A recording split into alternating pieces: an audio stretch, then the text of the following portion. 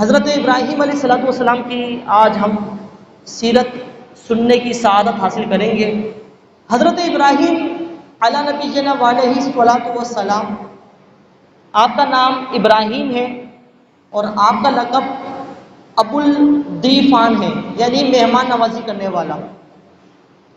چونکہ آپ لوگوں کی بڑی مہمان نوازی کیا کرتے تھے، حتیٰ کہ جب تک کوئی دوسرا شریک نہیں ہو جاتا کھانے میں تب تک آپ کھانا نہیں تناول فرمایا کرتے تھے۔ ابراہیم علیہ السلام کی ولادت باسعادت نمرود اس کے زمانے میں ہوئی۔ نمرود نے ایک خواب دیکھا اور خواب یہ دیکھا کہ ایک ستارہ نکلا جس نے آفتاب اور ماہتاب یعنی چاند اور سورج کو اپنی روشنی سے چھپا دیا۔ نمرود نے یہ خواب دیکھا، بڑا پریشان ہوا۔ نمرود نے جب اس کی تعبیر نجومیوں سے پوچھی، نجومیوں نے کہا کہ ایک بچہ پیدا ہونے والا ہے جو تیری سلطنت کو پاش پاش کر دے گا۔ نمرود بڑا گھبرایا، بڑا بے چین ہوا۔ پھر اس نے یہ حکم جاری کر دیا کہ جو بھی بچہ ہماری سلطنت میں پیدا ہوگا اس کو تم جان سے مار دو، پیدا ہوتے ہی مار دو۔ اچھا، نمرود اپنی عبادت کروایا کرتا تھا، خدائی کا اس نے دعویٰ کیا ہوا تھا کہ میں خدا ہوں، اور 800 سال اس نے زندگی گزاری۔ ابھی اس کے ساتھ دیکھیے گا ہوا کیا تھا، اور اللہ تعالیٰ نے اس کو کے ساتھ دردناک عذاب میں مبتلا فرمایا۔ حضرت ابراہیم علیہ السلام کے والد صاحب، ان کا نام تھا تارخ۔ بچے جیسے ہی پیدا ہونے لگتے، نمرود کے بندے ان کے پاس جاتے اور ان بچوں کو قتل کر دیا کرتے تھے۔ چھوٹے سے 9 مولود بچے ہوتے تھے، 1-1 2-2 دن کے، ان کو قتل کر دیا کرتے تھے۔ اسی طرح اس نے ہزاروں بچے شہید کروائے۔ حضرت ابراہیم علیہ السلام کی والدہ محترمہ کم عمر کی تھی جب حضرت تارخ رضی اللہ تعالیٰ عنہ نے حضرت ابراہیم علیہ السلام کی والدہ محترمہ کے ساتھ صحبت اپنائی، تو آپ کے صلب اطہر سے آپ کی والدہ محترمہ کے بطن اطہر میں ابراہیم علیہ السلام کی والدہ محترمہ میں آ گیا۔ حضرت ابراہیم علیہ السلام کی والدہ محترمہ ایک ایسی غار میں گئیں جو کہ ان کے شوہر نے بنوائی تھی، حضرت تارخ نے بنوائی تھی، اور وہاں پر عبادت کیا کرتے تھے وہ۔ تو آپ رضی اللہ تعالیٰ عنہ وہاں گئیں اور آپ نے ابراہیم علیہ السلام کو جنا اور پھر اس غار کا منہ بند کر دیا، اور پھر آپ اپنے گھر میں آ گئی۔ بہرحال اللہ تبارک و تعالیٰ نے ابراہیم علیہ السلام کو دنیا میں بھیج دیا۔ سبحان اللہ۔ اس میں 3 روایتیں کہ آپ کی پیدائش کس طرح ہوئی۔ ایک روایت کے مطابق آپ کی والدہ محترمہ آپ کے پاس جاتی اور آپ کو دودھ پلاتی، یوں ابراہیم علیہ السلام کی پرورش ہوئی۔ اور ایک روایت کے مطابق حضرت جبریل علیہ السلام آیا کرتے تھے اور ان کو انسیت پہنچایا کرتے تھے اور ان کو غذا کھلایا کرتے تھے۔ اور ایک روایت کے مطابق اللہ تبارک و تعالیٰ نے ان کی 5 انگلیوں میں، ایک میں گھی رکھ دیا، ایک میں دودھ رکھ دیا، ایک میں کھجور رکھ دی، ایک میں شہد رکھ دیا اور ایک میں پانی رکھ دیا، اور اس طرح آپ کی پیدائش ہوئی۔ آپ غار میں کتنا عرصہ رہے؟ اس میں 4 قول ہیں۔ اس میں ایک قول کے مطابق 15 مہینے آپ اس غار میں رہے، اور ایک قول کے مطابق 7 سال تک اس غار میں رہے، ایک قول کے مطابق آپ 13 سال رہے، اور ایک قول کے مطابق 17 سال اس غار میں رہے۔ آپ کی پرورش انتہائی تیزی کے ساتھ ہوئی۔ اللہ تبارک و تعالیٰ نے آپ کو بچپن ہی سے ہدایت عطا فرمائی تھی، جس کا اللہ پاک نے قرآن پاک میں بھی ذکر فرمایا۔ جب ابراہیم علیہ السلام جب لوگوں میں تشریف لائے تو لوگوں کو دیکھا کہ کوئی چاند کی پوجا کرتا، تو کوئی ستاروں کی پوجا کرتا، تو کوئی نمرود کی پوجا کرتا، عبادت کرتا۔ ابراہیم علیہ السلام نے قوم سے کہا، یہ جو ستارہ چمک رہا ہے اس کو تم میرا خدا کہتے ہو؟ جب وہ ستارہ ڈوب گیا، غائب ہو گیا، تو آپ نے فرمایا، ڈوب جانے والے کو، غائب ہو جانے والے کو میں خدا نہیں مانتا۔ پھر اس کے بعد چاند اپنی زور سے روشنی پھیلا رہا تھا اور چاند آسمان پر تھا، تو پھر آپ نے فرمایا، یہ قمر یہ میرا خدا ہے۔ جب وہ چاند ڈوب گیا تو آپ نے فرمایا، ڈوب جانے والوں کو میں خدا نہیں مانتا۔ پھر اسی طرح سورج جب نکلا اور جب سورج ڈوب گیا، پھر آپ نے کہا کہ میں جو ڈوب جاتی چیزیں ہیں میں اس کو خدا نہیں مانتا۔ ٹھیک ہے، یہ آزر جو تھا یہ ابراہیم علیہ السلام کا چچا تھا، اور یہ بت بنایا کرتا تھا، بت بنا کر بیچا کرتا تھا۔ حتیٰ کہ ایک دفعہ آزر نے اپنے بھتیجے ابراہیم علیہ السلام کو لیا اور کہا تم بھی میرے ساتھ چلو بت بیچنے کے لیے۔ ابراہیم علیہ السلام بتوں کو ذلیل کرنے کے لیے چلے گئے اور آپ نے بت کے گلے میں ڈوری باندھی اور گھسیٹتے ہوئے لے کے گئے، اور پھر آپ نے فرمایا من یشتری ما لا ينفعک ویضرہ، فرمایا کون اس کو خریدے گا جو نہ کسی کو فائدہ دیتا نہ کسی کو نقصان دیتا ہے۔ اب لوگ یہ بات سنتے، لوگ بڑے حیران ہوتے۔ بہرحال کسی نے بھی ابراہیم علیہ السلام سے بت کو نہیں خریدا، چونکہ ابراہیم علیہ السلام کا مقصد یہی تھا کہ یہ جو اپنے ہاتھوں سے تم بت بناتے ہو، ان کی عبادت کرتے ہو، یہ نہ تمہیں کچھ فائدہ دیں گے نہ تمہیں کچھ نقصان دیں گے۔ بہرحال ابراہیم علیہ السلام علی الاعلان ان کے بتوں کی تذلیل کیا کرتے اور ان کی مذمت کیا کرتے تھے اور ان کو توحید کی طرف بلایا کرتے تھے۔ اب آپ نے اپنی قوم کو کہا، اے قوم، جس بت کی تم عبادت کرتے ہو، جس کو تم اپنا معبود مانتے ہو، یہ کچھ کرنے والے نہیں ہیں، یہ تو اپنی جان کے بھی مالک نہیں ہے، بلکہ تو تم نے ان کو اپنے ہاتھ سے بنایا ہے، یہ تو بے جان پتھر ہے، یہ کیا کریں گے؟ بتوں کے ماننے والوں نے کہا تم ہمارے بتوں کی برائیاں نہیں کرو، ایسا نہ ہو کہ یہ ہمارے بت تمہیں نقصان پہنچا دیں۔ فرمایا تمہاروں کو اور تمہاری بت پرستی کو اور تمہارے بتوں کو میں لعنت بھیجتا ہوں، اور میں یہ اعلان کرتا ہوں کہ اللہ تبارک و تعالیٰ میرا خالق ہے، اللہ تعالیٰ میرا مالک ہے، تک اللہ تبارک و تعالیٰ نہیں چاہے گا تب تک میرے کو کوئی برائی پہنچانے والا نہیں ہوگا۔ ابراہیم علیہ السلام نے علی الاعلان آپ توحید کی دعوت دیا کرتے تھے، مگر آپ کی بات نہیں مانا کرتے تھے۔ پھر ابراہیم علیہ السلام نے فرمایا ہے قوم، تم ان بتوں کی عبادت کیوں کرتے ہو جو نہ کسی کو فائدہ دیتے نہ کسی کو نقصان پہنچاتے ہیں؟ تو قوم نے کہا وجدنا آباءنا، ہم نے اپنے باپ داداؤں کو بتوں کی پوجا کرتے ہوئے دیکھا ہے، اپنے باپ داداؤں کی یہ عادت کو ہم اپنا رہے ہیں کیونکہ وہ بھی بتوں کو پوجا کرتے تھے، ہم بھی اس لیے بتوں کو پوجا کرتے ہیں۔ تو یہ یاد رکھیے گا، آج بھی یہی اصول لوگ اپناتے ہیں، یار یہ تو ہمارے خاندان میں چلتا ہوا آ رہا ہے، ڈانس، شادیوں میں ڈانس، یہی تو چلتا ہوا آ رہا ہے، یہ رسم تو چلتی بھی آ رہی ہے۔ تو یہ یاد رکھیے گا، ان کے بعد دلیل کیا ہوتی ہے؟ بھائی وہ ہمارے باپ دادا کرتے تھے، ہمارے باپ دادا کرتے تھے، یہ دلیل نہیں چلتی۔ دیکھیں اگر تو آپ کی رسم شریعت کے خلاف ہے، اب بھلے وہ باپ بھی کرتے ہو، دادا بھی کرتے ہو، پردادا بھی کرتے ہو، دنیا کا بادشاہ ہی کرتا ہو، وہ غلط ہے، کیونکہ ہمارا جو معیار ہے وہ ہے قرآن اور حدیث، اللہ پاک کا فرمان ہے اور محبوب علیہ السلام کا فرمان، یہ ہمارے لیے حجت ہے۔ باقی باپ داداؤں کا طریقہ کار رکھنا ہے کہ ہمارے باپ دادا کرتے ہوئے آ رہے ہیں، اس کی شریعت میں اجازت نہیں ہے۔ بعض تو یہ تک کہہ دیتے ہیں کہ بھائی ہم تو رسم پر عمل کریں گے، ہم شریعت پر عمل نہیں کریں گے، نعوذ باللہ، یہ جملے کفر ہے کیونکہ اس میں شریعت کی توہین ہے۔ بس اوقات لوگ شادی سادگی سے کر رہے ہوتے ہیں تو لوگ بولتے ہیں یار میت کا گھر ہے کیا؟ دیکھیں اگر نعوذ باللہ آپ ڈھول دمکے کو شادی سمجھتے ہیں اور ناچ گانے کو شادی سمجھتے ہیں تو یہ آپ کی بھول ہے، یہ تو اللہ پاک کو ناراض کرنے والا کام ہے اور اس میں برکت بھی نہیں ہوتی۔ حدیث پاک میں ہے جتنا مال کم خرچ ہوتا ہے اس نکاح میں برکت ہوتی ہے، اور لوگ سمجھتے ہیں کہ بھائی دھوم دھڑکے سے شادی کرائیں گے، اتنوں کو بلائیں گے دکھاوا کرنے کے لیے، محض دکھاوا کرنے کے لیے۔ تو اب اس طرح لوگ کرتے ہیں تو یہ یاد رکھیے گا میرے پیارے بھائیوں، اس طرح برکت نہیں ہوتی۔ تو بہرحال ابراہیم علیہ السلام نے علی الاعلان ان کو توحید کی طرف بلایا اور شرک سے منع کیا۔ اپنے چاچا کو کہا اے چچا آزر، تم بتوں کی عبادت کرنا چھوڑ دو، میں تم کو تمہاری قوم کو کھلی گمراہی میں دیکھتا ہوں۔ تو چچا نے کہا تم مجھ سے دور ہو جاؤ ورنہ میں تم پر پتھر برساؤں گا۔ اب جناب حضرت ابراہیم علیہ السلام نے انتہائی کوشش کری مگر وہ لوگ نہیں مانے۔ پھر ابراہیم علیہ السلام نے فرمایا میں تمہارے بتوں کا برا چاہوں گا۔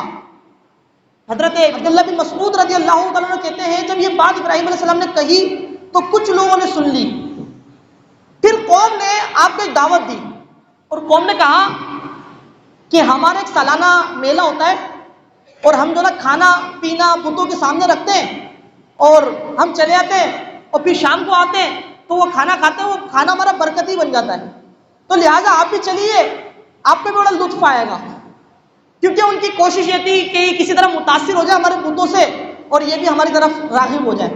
ابراہیم علیہ السلام نے فرمایا انی سقیم، بیمار ہونے والا ہوں، یعنی میرا دل بیمار ہے تم لوگوں سے، میرا دل بیزار ہے تم لوگوں سے۔ بہرحال وہ لوگ چلے گئے سالانہ میلے میں۔ ابراہیم علیہ السلام بت خانے میں گئے، کوئی بت سونے کا تھا، کوئی چاندی کا تھا، کوئی تانبے کا تھا، تو کوئی لکڑی کا تھا، تو کوئی پتھروں کا تھا۔ تو ابراہیم علیہ السلام نے کسی کی گردن توڑ دی، کسی کا ہاتھ توڑ دیا، کسی کی ناک پھوڑ دی، کسی کا پاؤں گرا دیا، تو کسی کو پورا گرا دیا، اور کلہاڑی لے کر بڑے والے بت کے ہاتھ میں رکھ دی، بڑے بت کے ہاتھ میں رکھ دی کلہاڑی۔ جب جناب قوم آئی اور بت خانے میں گئی تو قوم یہ منظر دیکھ کر حیران ہو گئی کہ کسی کا ہاتھ ٹوٹا ہوا ہے، کسی کا پاؤں ٹوٹا ہوا ہے، کوئی پورا گرا ہوا ہے۔ اب یہ لوگ بڑے حیران ہوئے، یہ کام کس نے کیا ہے، یہ حرکت کس نے کی ہے؟ اب جناب کچھ لوگوں نے کہا کہ ہم نے ایک بندہ دیکھا ہے یقال لہ ابراہیم، اور اس کو ابراہیم کہا جاتا ہے، غالباً یہ کام انہوں نے کیا ہے۔ اب جناب ابراہیم علیہ السلام کو بلایا گیا، اب لوگوں کو یقین ہو گیا کہ ابراہیم علیہ السلام نے یہ کام کیا ہے۔ اب ابراہیم علیہ السلام کو بلوایا گیا کہ آپ نے فلاں دن نمرود کے محل میں آنا ہے اور اس کا فیصلہ کرنا ہے کہ یہ کام تم نے کیا ہے، پھر اس کو ہم سزا دیں گے۔ ابراہیم علیہ السلام تو خود چاہتے یہ تھے کہ میں قوم کے سامنے، پوری قوم کے سامنے میں کھڑا ہوں اور ان کو ظاہر کر دوں کہ جن کی تم عبادت کر رہے ہو یہ غلطی پر ہے، یہ تمہارا کچھ فائدہ نہیں دیں گے، نہ تمہیں نقصان دیں گے، بلکہ تم شرک پہ مبتلا ہو، تم حق پر نہیں ہو۔ یہ ابراہیم علیہ السلام کا جذبہ تھا۔ اب یقین کیجئے کہ پوری قوم کے مقابلے میں آپ اکیلے کھڑے ہوئے تھے، پوری قوم کے مقابلے میں۔ نمرود جو کہ اپنی عبادت کروایا کرتا تھا، پوری قوم آپ کے خلاف تھی، صرف آپ اکیلے توحید پر تھے، اکیلے توحید کے اوپر تھے ابراہیم علیہ السلام۔ ہمیں یہاں سے پتہ یہ چلا کہ جو بندہ اللہ تبارک و تعالیٰ کے توکل پر کھڑا ہوتا ہے تو اللہ تبارک و تعالیٰ غیب سے اس کی مدد فرما دیتا ہے، غیب سے مدد فرما دیتا ہے۔ اب جناب ابراہیم علیہ السلام کو بلایا گیا اور کہا گیا سچ بتائیے یہ کام تم نے کیا ہے ابراہیم؟ تو ابراہیم علیہ السلام نے فرمایا ہو سکتا ہے یہ کام بڑے بت نے کیا ہے۔ کہا کہ کلہاڑی بڑے بت کے ہاتھ میں ہے، اسی سے پوچھ لو۔ تو لوگوں نے کہا یہ تو آپ معلوم ہے، یہ تو بے جان ہے، یہ کیا بتائیں گے کہ یہ کام کس نے کیا ہے؟ تو ابراہیم علیہ السلام نے فرمایا دیکھیں جو بندہ یہ بھی نہ بتا سکے یہ کام کس نے کیا، وہ خدا کیسے ہو سکتا ہے؟ بظاہر کلہاڑی اس کے ہاتھ میں ہے تو لہذا کام اس نے کیا ہوگا۔ اب لوگوں کو یہ بات بھی سمجھ میں نہیں آئی، لوگوں کو یہ بات سمجھ میں نہیں آئی، لوگوں نے چلانا شروع ہو گئے، لوگوں نے کہا حرقوہ، ان کو جلا دو، حرقوہ، ان کو جلا دو، ان کو جلا دو۔ اب جناب ایک روایت کے مطابق ابراہیم علیہ السلام کو نمرود نے اپنی جیل میں قید کر لیا، اپنی جیل میں قید کر لیا۔ اتفاق سے بابل میں قحط سالی ہو گئی، اناج کی کمی ہو گئی، لوگ آتے نمرود کے پاس اور نمرود کو لوگ سجدہ کرتے ہیں تو نمرود ان کو اناج دے دیا کرتا تھا۔ ابراہیم علیہ السلام جب گئے تو انہوں نے کہا ہمیں سجدہ کرو، کہا تو سجدے کے لائق نہیں، تو کسی چیز کے لائق نہیں ہے، تیرے کو سجدہ کیسے کیا جائے؟ تو ابراہیم علیہ السلام کو اس نے اپنے محل سے نکال دیا۔ ابراہیم علیہ السلام اور آپ کے کچھ جاننے والے کچھ مسلمان ہو گئے تھے، ابراہیم علیہ السلام اپنے متبعین کے ساتھ تھے۔ اب جناب ابراہیم علیہ السلام جب باہر نکلے تو لوگ بھوک کی وجہ سے بےتاب تھے۔ ابراہیم علیہ السلام نے ایک تھیلا لیا، تھیلے میں مٹی ڈالی اور آپ نے اللہ پاک کا نام لیا۔ جب اس تھیلے کو کھولا تو اللہ تبارک و تعالیٰ نے تھیلے میں جو مٹی تھی اللہ تبارک و تعالیٰ نے اس کو آٹا بنا دیا۔ سبحان اللہ، اللہ تبارک و تعالیٰ نے یوں مدد فرمائی۔ پھر جناب ابراہیم علیہ السلام دوبارہ نمرود کے پاس گئے اور اس کو توحید کی دعوت دی۔ اب ابراہیم علیہ السلام کا نمرود کے ساتھ مناظرہ ہوا۔ ابراہیم علیہ السلام نے فرمایا اے نمرود میں اس خدا کو مانتا ہوں جو لوگوں کو جلاتا بھی اور مارتا بھی ہے۔ نمرود نے کہا یہ کام تو میں بھی کر لیتا ہوں۔ اب جناب اس نے دو بندوں کو بلوایا جیل سے، جس کو رہا کرنا تھا اس کو سزا دے دی، جس کو رہا کرنا تھا اس کو سزا دے دی، اور جس کو سزا دینی تھی جس کو اسے رہا کر دیا۔ کہا یہ کام تو میں نے بھی کر لیا۔ ابراہیم علیہ السلام سمجھ گئے یہ بہت بڑا بیوقوف ہے۔ پھر ابراہیم علیہ السلام نے فرمایا میرا خدا وہ ہے ہوتا ہے سورج کو مشرق سے نکالتا مغرب میں ڈباتا ہے، اگر تو خدا ہے تو تو اس کا الٹا کر کے دکھلا دے، مغرب سے سورج نکال دے۔ اب نمرود یہ کام کہاں کرتا؟ نمرود عاجز آ گیا۔ اب نمرود نے یہ فیصلہ کر لیا کہ ہم ابراہیم علیہ السلام کو سزا دیں گے، کیونکہ قوم ابراہیم علیہ السلام کے پیچھے لگی ہوئی تھی اور بس یہ چاہتے تھے کہ ابراہیم علیہ السلام کو ہم انتہائی سخت سزا دیں۔ اب جناب یہ فیصلہ کر لیا گیا کہ ابراہیم علیہ السلام کو ہم آگ میں ڈالیں گے۔ لوگوں نے منتیں مانی، حتیٰ کہ عورتوں نے یہ منت مانی کہ اگر ہم صحتیاب ہو گئے تو ہم اتنی لکڑیاں ابراہیم علیہ السلام کو جلانے میں لگائیں گے۔ ایک قول کے مطابق 30 دن تک اور ایک قول کے مطابق 40 دن تک لکڑیاں جمع کی گئی۔ کیا بچہ، کیا بڑا، کیا جوان، کیا مرد، کیا عورت، ہر شخص لکڑیاں جمع کرتا ابراہیم علیہ السلام کو جلانے کے لیے۔ ایک محل تیار کیا گیا، اس کی لمبائی 30 گز تھی اور چوڑائی 20 گز تھی، اس میں خوب لکڑیاں جمع کی گئی۔ اب جناب اس میں انار کے ذریعے اس محل میں آگ لگائی گئی۔ اس محل کی آگ یہ آسمان سے باتیں کرتی ہے۔ کتابوں میں لکھا ہے کہ کوئی پرندہ آسمان سے نہیں گزر سکتا تھا، اتنی سخت قسم کی آگ تھی اور ایسی تڑپا دینے والی آگ تھی کہ لوگوں کے پسینے چھوٹ جایا کرتے تو دور دور کھڑے ہوتے تھے تب بھی لوگوں کے پسینے چھوٹ جایا کرتے تھے، اس کے قریب کوئی جانے کے لیے تیار نہیں تھا۔ لوگوں نے بڑی جدت کے ساتھ اس آگ کو لگایا۔ اب معاملہ یہ آیا کہ ابراہیم علیہ السلام کو کیسے ڈالا جائے، تو شیطان انسانی شکل بن کر آیا اور اس نے منجنیق بنانے کا حکم دیا، یعنی ایک ایسی مشین جس کے ذریعے پتھروں کو پھینکا جاتا ہے، جس کو گلیر کہتے ہیں ہم، بڑی گلیر کہ پتھر جس طرح پھینکے جاتے ہیں اس طرح ابراہیم علیہ السلام کو اس میں رکھا جائے اور ابراہیم علیہ السلام کو اس میں ڈالا جائے۔ ابراہیم علیہ السلام کو پکڑ لیا گیا اور ابراہیم علیہ السلام کو منجنیق میں رکھا گیا۔ تو اس وقت ہوا کا فرشتہ آیا، پانی کا فرشتہ آیا۔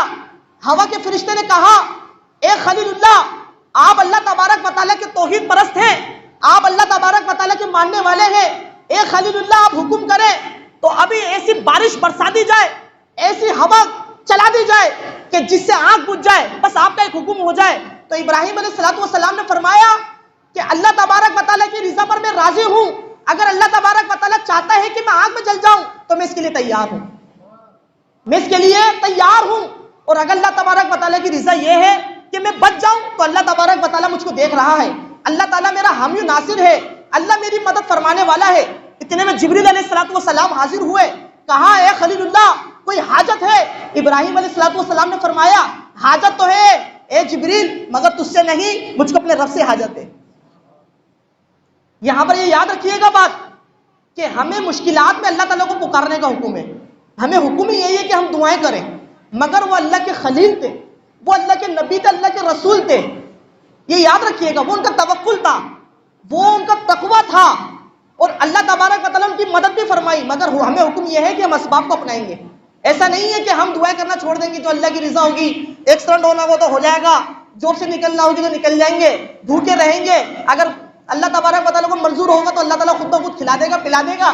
تو ہمیں اس چیز کا حکم نہیں ہے، بلکہ ہمیں ظاہری اسباب اپنانے کا حکم ہے، کیونکہ ہم عوام ہیں، ہم عام لوگ ہیں، ہم خاص لوگوں میں سے نہیں ہیں۔ بہرحال ابراہیم علیہ السلام منجنیق میں تھے، ابراہیم علیہ السلام کو جب ڈالا جا رہا تھا، ہر فرشتہ آیا، ہر مخلوق آئی، اور آپ نے کہا کہ آپ ہمیں حکم کر دیں، ہم آپ کی مدد کرتے ہیں۔ جبریل علیہ السلام نے کہا آپ کا اگر حکم ہوگا تو ہم تہس نہس کر دیں گے، کفار کو بھی تہس نہس کر دیں گے، اس آگ کو بھی بجھا دیں گے اور آپ کے لیے شانتی مقرر کر دیں گے۔ اب جناب والا ابراہیم علیہ السلام جیسے ہی آگ میں گئے، اللہ تبارک و تعالیٰ نے فرمایا یا نارو کونی بردم سلاما علی ابراہیم، اے آگ ابراہیم علیہ السلام پر سلامتی کے ساتھ ٹھنڈی ہو جا، سلامتی کے ساتھ ٹھنڈی ہو جا۔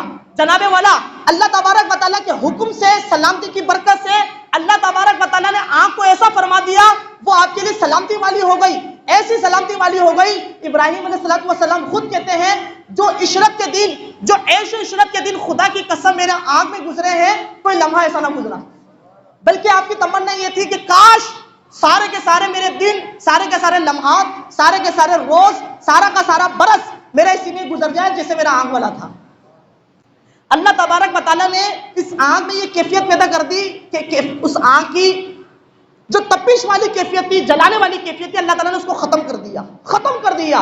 ابراہیم علیہ السلام کی جو بیڑیاں تھی ہاتھوں میں پاؤں میں لگی ہوئی تھی، اس بیڑیوں کو صرف آنکھ نے جلایا اور آپ بالکل شانتی کے ساتھ وہاں پر تشریف فرما ہوئے. جبریل علیہ السلام آپ کے پاس آ گئے انسیت پہنچانے کے لیے. اللہ تبارک و تعالیٰ نے آپ کے لیے باغ مقرر فرما دیا. بظاہر وہ آنکھ تھی مگر اللہ تبارک و تعالیٰ نے ان کی مدد فرمائی. اس سے یہاں سے ہمیں پتہ یہ چلا کہ ہمیں بھی چاہیے کہ ہم شریعت پر عمل کریں، اور ہمیں بھی چاہیے کہ حق بات کا اعلان سرے دار کریں گے. یہ جرم اگر جرم ہے 100 بار کریں گے.